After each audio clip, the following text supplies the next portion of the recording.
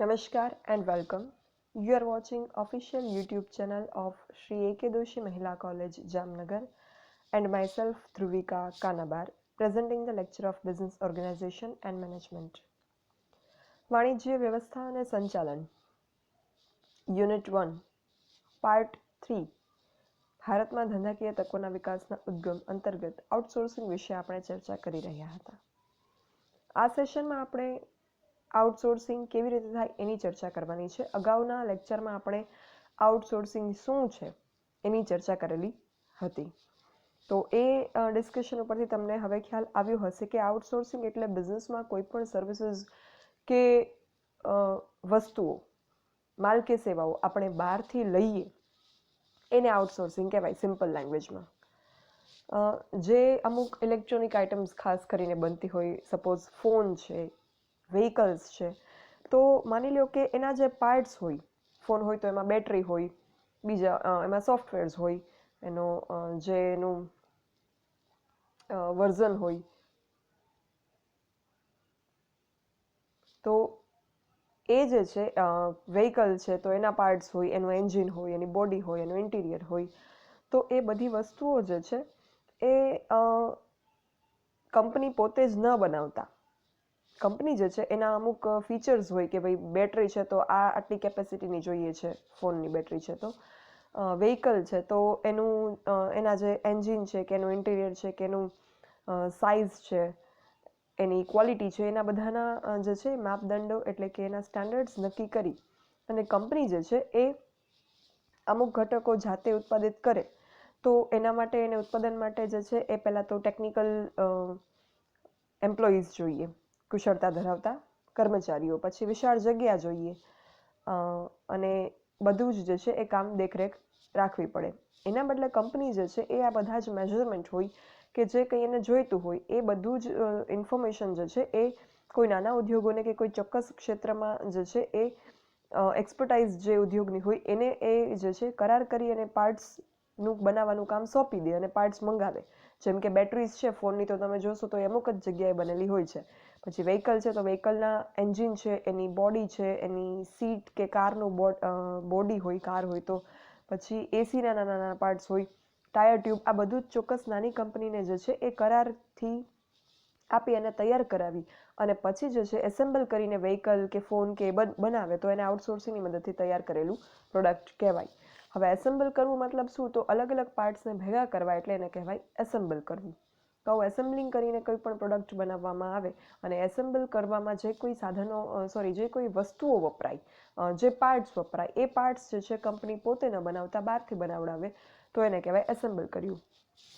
આપણે કેમ ચલો એમ માનીએ કે બારે જે છે એ જમવું નથી, સિચ્યુએશન સારી નથી, તો it will not be health wise good to eat outside અને આપણે એમ થાય કે ના પિઝા તો ખાવા છે.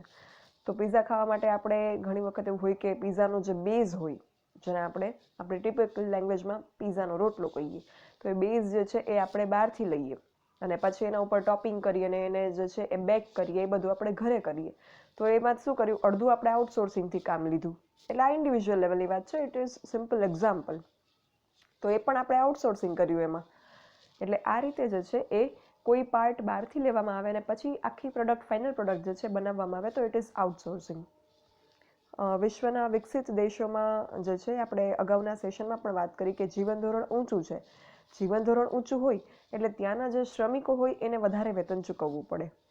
પછી વ્યવસ્થા ખર્ચ વધારે આવે, બધી જ વસ્તુઓ ત્યાં મોંઘી હોય એટલે પ્રોડક્શન કોસ્ટ ઊંચી આવે. જ્યારે ભારત અને ચાઇના જેવા કન્ટ્રીઝ હોય કે જ્યાં વસ્તીનું ભારણ વધારે છે, વસ્તી અહીંયા જે છે એ બહુ જ વધારે છે ઇન્ડિયા, ચાઇના જેવી કન્ટ્રીઝમાં, એટલે અહીંયા શ્રમનું જે કિંમત છે એ ઓછી હોવાની, કારણ કે અહીંયા વસ્તીનું પ્રમાણ ઊંચું છે. તો આવા દેશોમાં શ્રમ સાધનને રોજગારી મળી રહે એ માટે જે છે એ મહત્ત્વની વાત છે એ જ. એટલે અમુક બહુરાષ્ટ્રીય કંપની હોય, મલ્ટીનેશનલ કંપનીઝ, તો એ મોટા પ્રમાણમાં આઉટસોર્સિંગનો ઉપયોગ કરી અને ઉત્પાદન કરે છે અને વ્યૂહાત્મક રીતે પડતર નીચી આવે એ કરવા માટે આઉટસોર્સિંગનો સહારો લે. પછી આપણા દેશમાં અમુક યોજનાઓ સરકારે બનાવેલી છે, જેમ કે સ્કિલ ઇન્ડિયા. આપણે સ્કિલ ડેવલપમેન્ટનો ટોપિક ડિસ્કસ કર્યો હતો અગાઉના ટોપિક્સમાં. પછી મેક ઇન ઇન્ડિયા, એનો પણ ટોપિક ડિસ્કસ કર્યો હતો. પછી ટેકનિકલ ઇન વેલકમ, આ બધા જે અભિયાનો છે એના દ્વારા ભારત સરકારે પણ સતત એવા પ્રયત્ન કરેલા છે કે આપણે બહુરાષ્ટ્રીય કંપનીઓને આઉટસોર્સિંગ માટે આકર્ષી શકીએ. આ બધી જે સ્કિલ ઇન્ડિયા છે કે મેક ઇન ઇન્ડિયા છે કે ટેકનિકલ ઇન વેલકમ પ્રોગ્રામ્સ છે, એ પ્રોગ્રામ્સ શેના માટે છે? તો આપણા જ દેશમાં બધી વસ્તુઓ બનતી થાય અને આપણે જે છે એ વસ્તુઓની આયાત ન કરીએ અને આપણે ત્યાં એના માટેની ટેકનોલોજી છે કે એના માટેનું જરૂરી માનવ શ્રમ છે એ બધું જ મળતું થાય, એના માટેના આ જે છે એ પ્રોજેક્ટ્સ છે.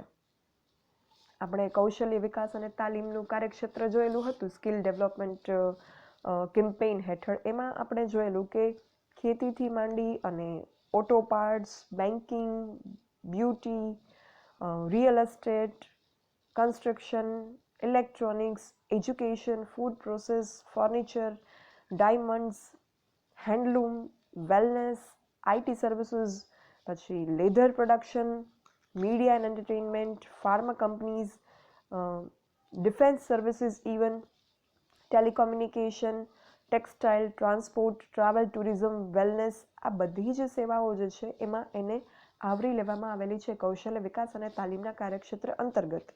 તો વોટ ડઝ ઇટ મીન? કે ઇટ મીન્સ કે આ બધા જ ક્ષેત્રમાં આપણે જે છે એ સ્કિલ ડેવલપ કરવાની છે. આ બધા જ ક્ષેત્રમાં જરૂરી ટેકનોલોજી, આ બધા જ ક્ષેત્રમાં જરૂરી સ્કિલ્સ ધરાવતું યુથ કે આ બધી સ્કિલ ધરાવતું જે માસ છે એ આપણે, એટલે કે ગ્રુપ ઓફ પીપલ, એ આપણે જે છે એ એક્વાયર કરવાનું છે. એટલે એના માટેના પ્રયત્ન કરવામાં આવે છે. Ministry of skill development and entrepreneurship દ્વારા દેશના વિવિધ રાજ્યોમાં વિવિધ ક્ષેત્રોમાં કૌશલ્ય વિકાસ અને તાલીમની કામગીરી બજાવવામાં આવે છે અને આ રીતે જે છે એ આ બધી જ સ્કિલ્સને આવરી લેવામાં આવી છે કે જેનું ડેવલપમેન્ટ આપણે કરવાનું છે. એટલે બધી સ્કિલ અંતર્ગત કોઈ પણ કામ હોય એનું આઉટસોર્સિંગની સેવા આપણે પ્રોવાઈડ કરી શકીએ. એના માટે જે છે એ આપણા દેશના યુથને તૈયાર કરવાનું છે. પછી મેક ઇન ઇન્ડિયા અભિયાન અંતર્ગત પણ આપણે વિકાસની તક ધરાવતા ઉદ્યોગોની વાત ડિટેલમાં કરી હતી વિથ ડાયાગ્રામ, અગર તમને યાદ હોય. અગર યાદ ન હોય તો આઈ વિલ સજેસ્ટ યુ કે તમે એ વિડીયો રેફર કરી લેજો.